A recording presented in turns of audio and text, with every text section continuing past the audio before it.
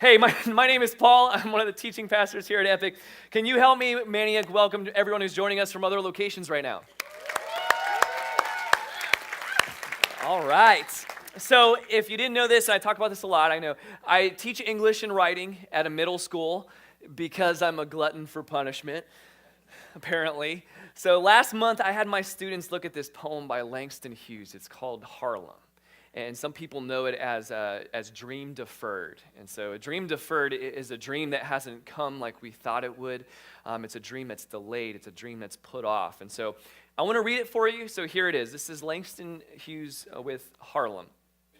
What happens to a dream deferred? Does it dry up like a raisin in the sun, or fester like a sore and then run?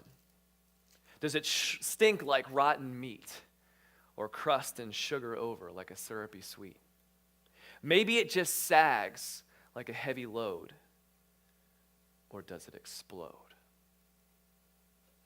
And that's it. It's great stuff. It's an amazing poem. It's one of my favorites. So I had my eighth grade students, my eighth grade English class, take this poem, and they had to rewrite each line with their own content. So they had to put their own little spin or their own little take on it. And they were coming up with super dramatic stuff. And so I want to share with you some of the stuff that they wrote. So here's what some of them said. They said, what happens to a dream destroyed? Does it freeze like the carcass of an animal in the Arctic? Dramatic, I told you. Or relentlessly burn like the ubiquitous fire of hell? I'm like, I don't even know what the word ubiquitous is. Where'd you get this word, kid? Ubiquitous. Does it fall to the ground and shatter, or throb like a scraped knee and then bleed? It's pretty dramatic, right? I thought they did such an amazing job. I was super proud of them. I loved everything they were writing. So they say, welcome to my English class where I make you write about your dreams dying. It's pretty great. Nothing like a dying dream to get the creative juices flowing, you know? There it is. Now, we can all relate to that, though, right? The idea of having a dream that doesn't come to pass, or a dream that's at least delayed, right? So I remember when my dream, I can't even say this with a straight face. I remember when my dream to play football in the NFL died. I know. We don't have to say anything about it. I'm fully aware. So I was in ninth grade, and I was standing in the locker room after football practice one day, and it was just kind of like this light bulb moment for me. It's like, I don't know why I hadn't realized it before. I think up to that point I'd been fast enough to really hold my own, but I had this moment. I'm standing in the locker room, and I look on either side of me at the huge guys standing next to me. And so the thing is, in ninth grade, I still look like I was in seventh grade, or maybe even sixth grade. I probably still look like a 10-year-old, but these guys, they had beards. Like full-on beards. Like, here's the thing, I still can't grow a beard like today. I can't do that. So I knew in that moment that my football dream was dead. I was like, hey, I'm going to go play the piano and write about my feelings, guys. I think that's a better path for me to take. So that was that dream. A few years later, actually, I went to, for the first time, to Pittsburgh Steelers training camp. And so I saw the offensive linemen for the first time. So the offensive linemen, these are the guys who block up front. They're the big guys. And TV doesn't do them justice. So they walked out, and my mouth just dropped. I'm like, these are like mammoths. These are like mammoth men. So any remaining delusion that any of you might have about playing in the NFL, it's going to disappear real quick if you see some of these guys up close. So the thing is, when you understand just how big something is or someone is, it starts to put things in perspective, does it not? So that's what this series is all about. It's called Big, and it's about putting things in perspective, and in particular, putting God into perspective. So in this series, we're asking, how much bigger is God than you? How much bigger is God to you? Is God simply a character in the pages of a book? Is God merely an idea or an archetype or a myth? Is God only able to watch what happens to us from afar? So he set it all in motion, but now he has to just sit back and watch. Is God like the president, pretty powerful, but after a while, if you don't like him, you just vote him out? We really believe here that what you believe about God and how big he is matters. That what you believe about God and what you believe about how big he is matters. Your answers to those questions, it determines who or what you start to lean your life on. It determines your entire outlook on life and how and why you make your decisions. We hope that by the end of today that you start to think about what's informing your perspective of God, to start thinking, even to think about what is my perspective of God? Just how big is he really to me? And we hope that by the end of the series that you can see just how much of a difference it makes in your life with the right perspective of God. And so we're going to start by taking a look at a conversation between a guy and God. And the guy in this conversation, his name is Job. And there's an entire book of the Bible devoted to his story. And so here's what happens to Job in a nutshell. A lot of stuff happens to him. So he's wealthy. He has a great family. He is the definition of #blessed. So when he posts something on Instagram, his life actually is that awesome. All right? So that's how that works. But in a series of catastrophes, and in a very close series of catastrophes, he loses everything. And all of that happens in the first 2 chapters of the book of Job. Then the next 36 chapters are about Job, his wife, and his friends doing exactly what someone like you or I might do, which is to ask questions like, why did this happen? What did I do wrong? What did you do wrong? Why would God allow this? It's what we would do, isn't it? When something in our life doesn't go as planned, when something inexplicable or unexplainable happens, we try and we try and we try and we try to come up with an explanation to figure out why. We want to know the answers, and sometimes we convince ourselves we do know the answers. But in the book of Job, in the 38th chapter, after listening to Job's friends and Job's wife and Job himself speculate about what's going on in Job's life and what God was doing and why God was doing it, God himself has had enough. He's had enough of the speculation, he's had enough of the hypotheses, and he decides to speak directly to Job and clear a few things up.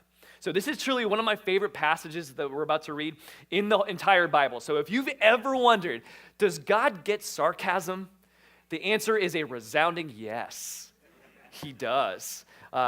Because this passage is full of it. So hang with me here because I'm going to truck through this big chunk of this passage, all right? So this is Job chapter 38, starting in verse 1. It says, "Then the Lord answered Job out of the whirlwind and said, 'Who is this that darkens counsel by words without knowledge?'" And if words without knowledge, basically he's saying, who's talking like that and they don't know what they're talking about?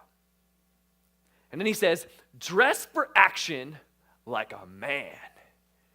If God ever says this to me, I'm probably going to whip myself. I won't be ready for that moment. "I will question you, and you make it known to me." All right? "Where were you when I laid the foundation of the earth? Tell me, if you have understanding. Who determined its measurements? Surely you know. Or who stretched the line upon it? On what were its bases sunk, or who laid its cornerstone? When the morning stars sang together and all the sons of God shouted for joy? Or who shut in the sea with doors when it burst out from the womb? When I made clouds its garment and thick darkness its swaddling band, and prescribed limits for it, and set bars and doors, and said, 'Thus far shall you come and no farther, and here shall your proud waves be stayed.' Have you entered into the springs of the sea, or walked in the recesses of the deep? Have the gates of death been revealed to you? Or have you seen the gates of deep darkness? Have you comprehended the expanse of the earth? Declare, please, if you know all this.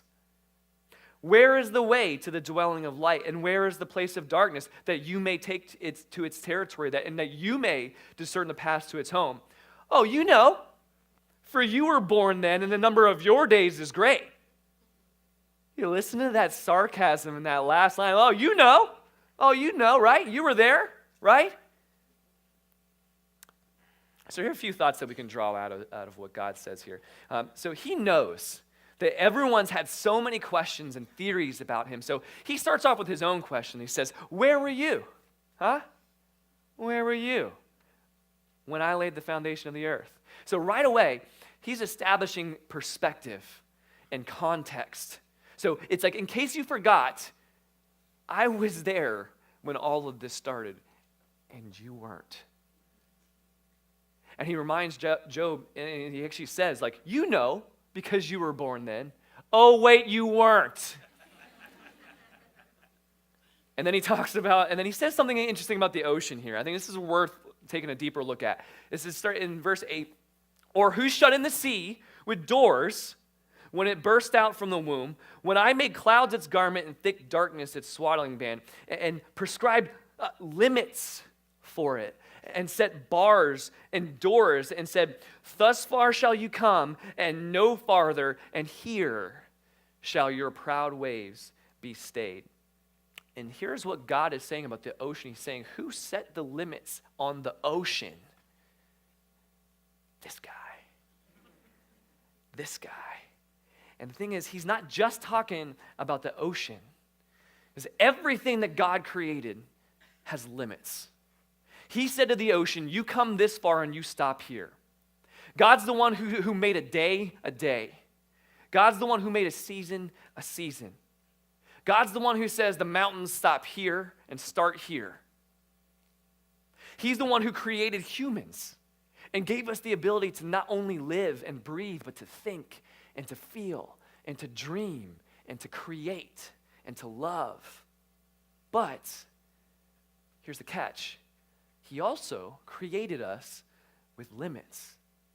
He also created us with limits. And if we're being honest, I think that bothers us. I think that bothers us. And maybe you haven't thought this outright this past week, but most of our frustration, most of our confusion, most of our pain, it comes from realizing we have limitations.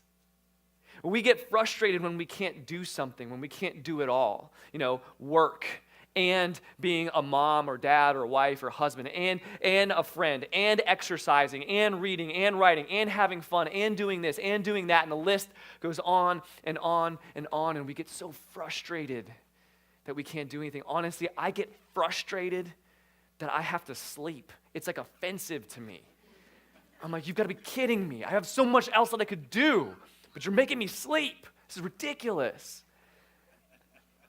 If you've ever been sick, if you've ever been injured, you know how this feels to be limited. At one point, I had outpatient surgery on my back, which wasn't a huge deal, but even that little bit, your back is so involved in everything. I mean, I couldn't dress myself.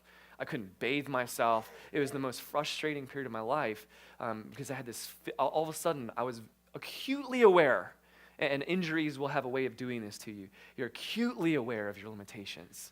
And it's so frustrating. And here's the thing, we get the most frustrated when we don't know. When we don't know. When we don't know why something is happening or why it happened. When we don't know what's going to happen next.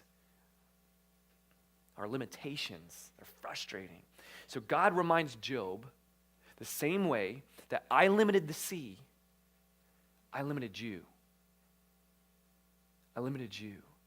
And so while there are all these theories and these things about why this happened and why that happened, just remember, I limited you as well.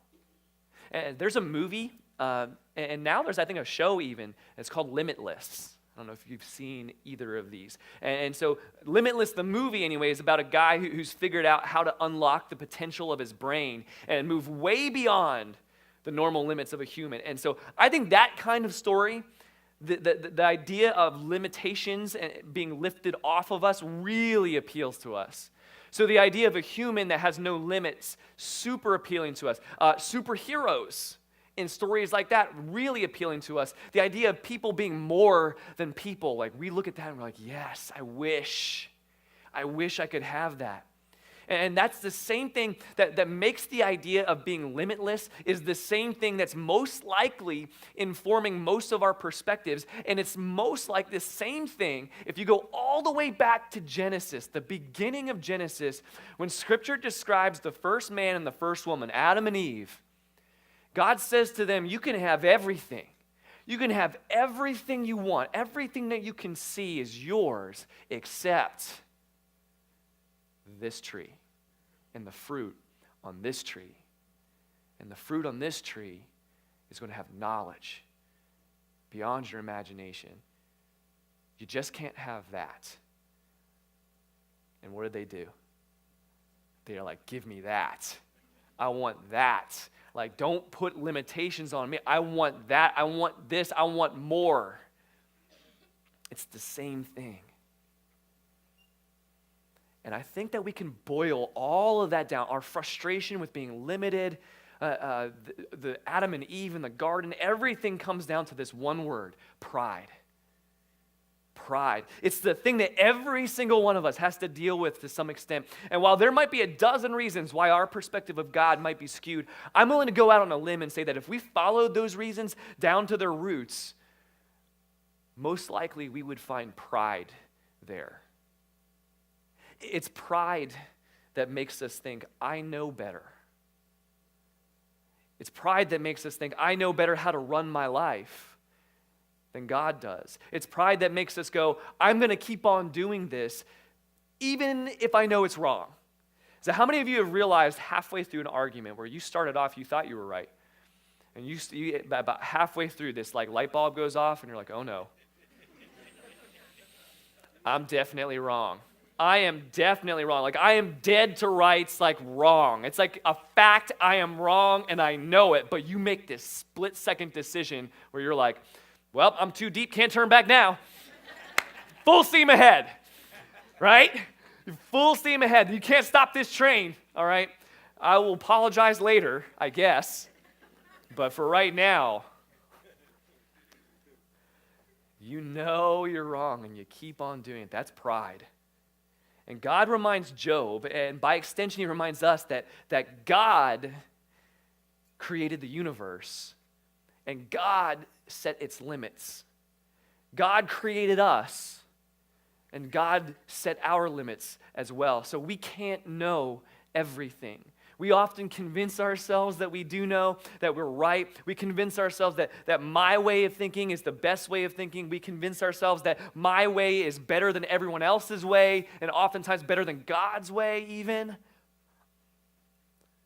And our pride is the thing that's behind that. Our pride is the thing that resents our limitations. Our pride is the thing that tries to convince us sometimes that we don't even have limits. Or there are times when our pride tries to tell us that God is the one with limits.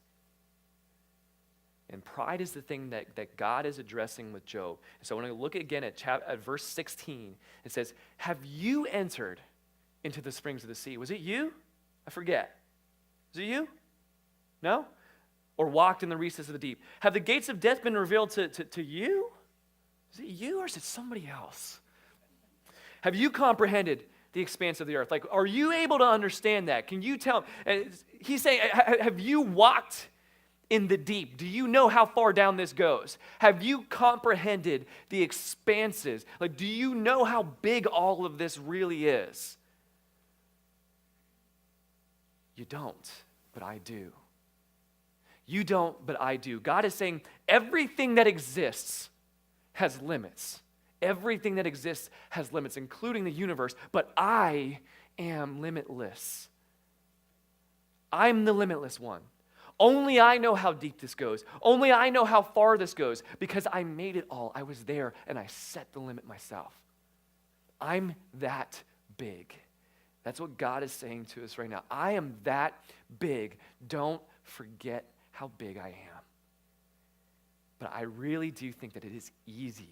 It is easy to forget how big God is, especially in relation to us. And it's easy whether you have been in church for a day or you have been in church your entire life. We all can do this. We can all forget how big God is, especially when we think about me and my issues my problems, the things that I've concerned myself with, suddenly God seems much smaller.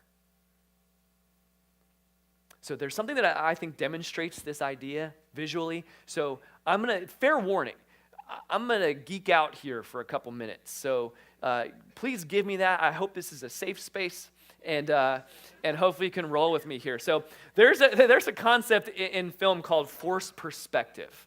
It's called forced perspective. So one of the most well-known examples of this in a movie is the Lord of the Rings movies. So if you've seen these, in the movie you have Frodo, who is a hobbit, and we're actually going to throw a picture up here. Frodo, who is a hobbit, and he's the one who is on your left, I think, right? He's the one who's on your left. And hobbits are really small, okay? So they're very short. And then you have Gandalf, who's a wizard, who's a human, and so they're obviously normal size. So there's a very big size disparity. And I know what you're thinking already. You're like, oh, Frodo, Gandalf, oh, excellent, oh, keep going. I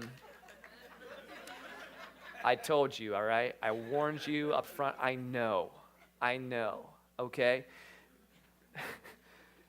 So the thing is, Gandalf, much bigger than Frodo, okay? Problem is, in real life, Elijah Wood, who plays Frodo, and Ian McKellen, who plays Gandalf, they're only about 5 inches apart in height.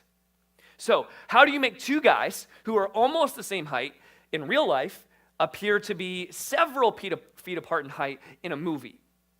If you take a look at this next shot, it gives you a little bit of a clue into how this does it. So I know it's a little bit blurry, but the photo on the bottom will show you where we think that they're sitting side by side, a big wizard and a small hobbit. They're actually, in reality, Gandalf is sitting several feet in front of Frodo, so he's sitting much closer to the camera. And so therein is the movie magic. And so by moving him closer to the camera, it makes him appear to be bigger. Does that make sense? So you move him closer, he appears bigger to us. And so this happens all of the time in movies. If you've seen the Harry Potter movies, this is what they do with Hagrid, forced perspective. Again, I know, Hagrid, Harry Potter, okay. Hey, I like it, all right? Just leave me alone. It's a safe space. There are actors who are much shorter in real life than they look on film. So think Tom Cruise, think Mark Wahlberg. A lot of times they'll do little tricks like this to make these guys look bigger than they actually are. So you also see this same concept in photography. And so hopefully you've seen something like this before, where I can take my hand, right? And if I hold it in front of me, I can make something as big as the Eiffel Tower look like it fits into my hand. You know, and you could do the same thing if you've ever been to Washington, D.C. You could do this like with the Washington Memorial. You could just put your thumb over it and cover it with your thumb. You've seen people, you know, look like they're holding the Washington Monument up or the Leaning Tower of Pisa up. It's the same idea. If I take this thing that's closer, it's going to look larger than the thing that's actually bigger in the background. So here's what we're going to do. We're going to do this for a minute. It's just going to be a little bit of just to get this into your system, because I want you to be thinking about this week. I'm going to ask everyone to pull out your phone. If you have a camera on your phone, I'm going to ask you to pull this out right now. So this is the thing. Your opportunity, you actually get to pull your camera or your phone out, all right, and open up the camera. And we're actually going to try to practice a little bit of this forced perspective, all right? So if you don't have a camera on your phone, look at somebody nearby. You can make a new friend today. That'd be great, right? So here's what I want you to do. I want you to hold up your phone. And I'm not going to go full-on like photo tutorial here, so some of these will look junky. That's fine. I just want you to get the idea, okay? So I'm going to stand up here.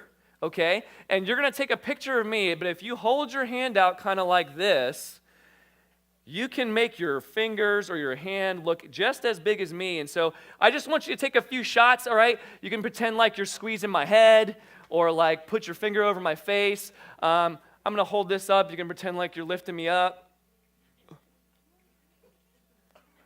I can do a little bit of this, like, oh.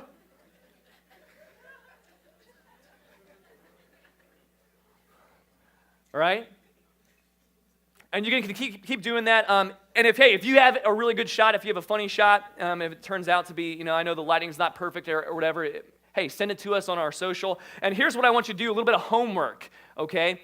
A little bit of homework Yeah, keep taking pictures. That's totally fine. At all of our locations, I hope that you're doing this, all right?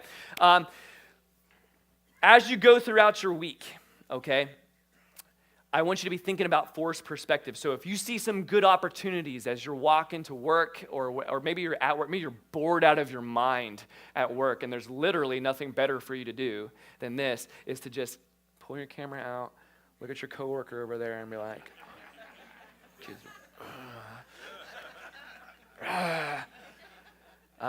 take some shots this week, and if you get any good ones, if you get any funny ones, send them to our social. All right, we would love to see these.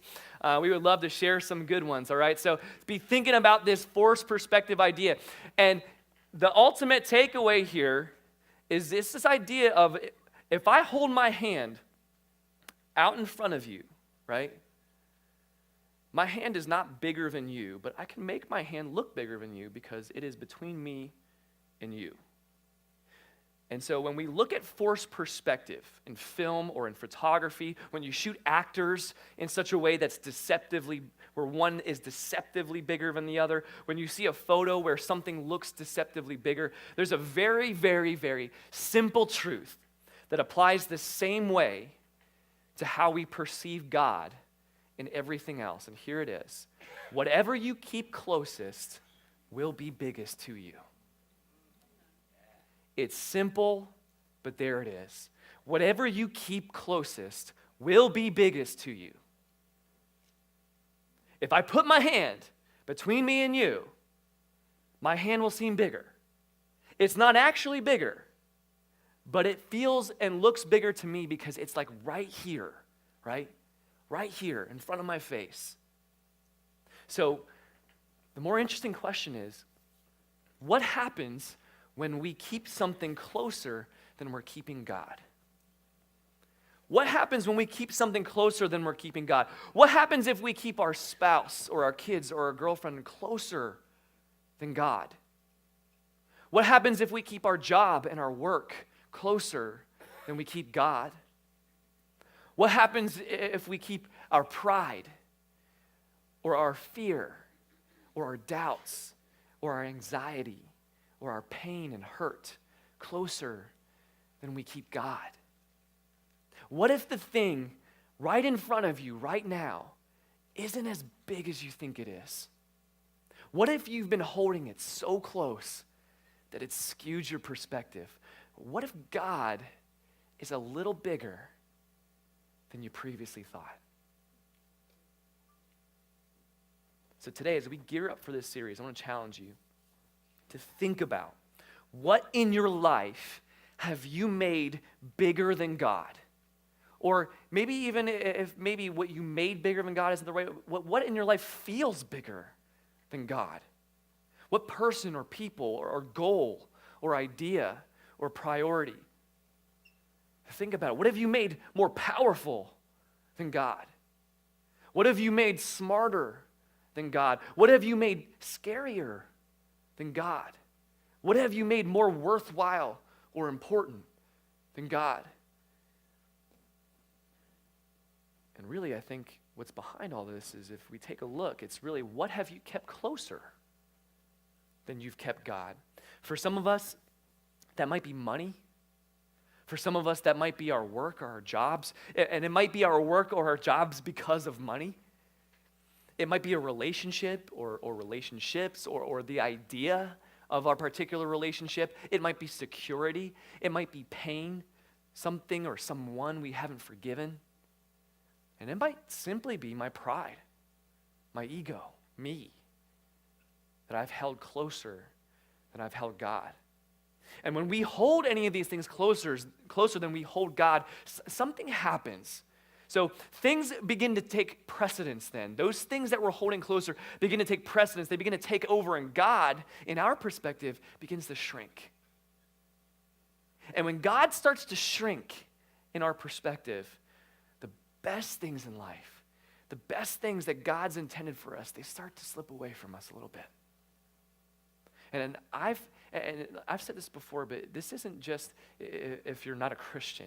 This is if you've been a Christian your entire life, if you've been in church your entire life, we're all susceptible to having this happen where God becomes a little bit smaller to us than he should. I've had to personally learn and relearn this over and over and over again. A few years ago, I was in this mode of thinking where I was working myself to the bone.